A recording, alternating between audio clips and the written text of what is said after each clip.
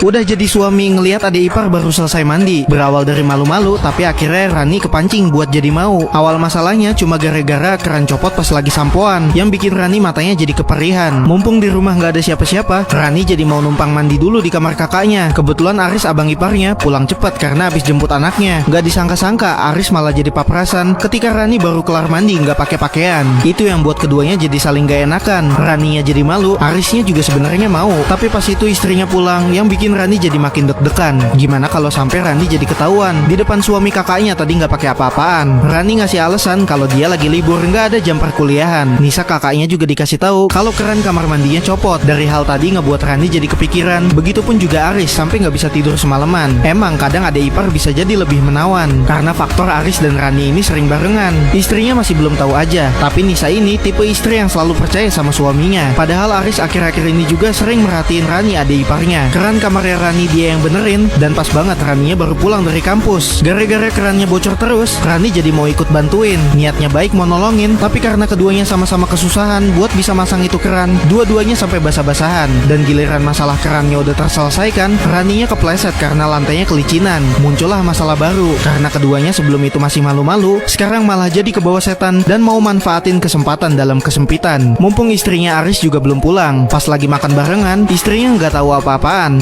Arisnya juga kelihatan kayak orang gak mau ketahuan. Dari yang awalnya malu-maluan, pulang dari kampus Aris ngajak Rani buat pulang barengan, tapi gak langsung dibawa pulang. Di tengah jalan Aris ngasih penawaran buat check-in ke penginapan. Aris sebenarnya masih bimbang, tapi dari Raninya justru gak ada penolakan. Emang dasarnya juga kesenangan. Aris pun langsung booking kamarnya dan ngerencanain sama Rani buat masuk ke kamar hotelnya. Supaya gak ketahuan, mereka berdua jalan ke kamarnya, jangan jalan barengan. Aris juga aslinya kepanikan. Dia sampai gemeteran setiap lihat orang yang masuk ke dalam liftnya. Bener-bener kayak orang asing yang lagi kebelet missing. Sesampainya di lantai tujuan, Aris cepet-cepet pengen masuk kamar buat bisa ngaji bareng sama adik ipar. Gimana kelanjutannya di part selanjutnya dan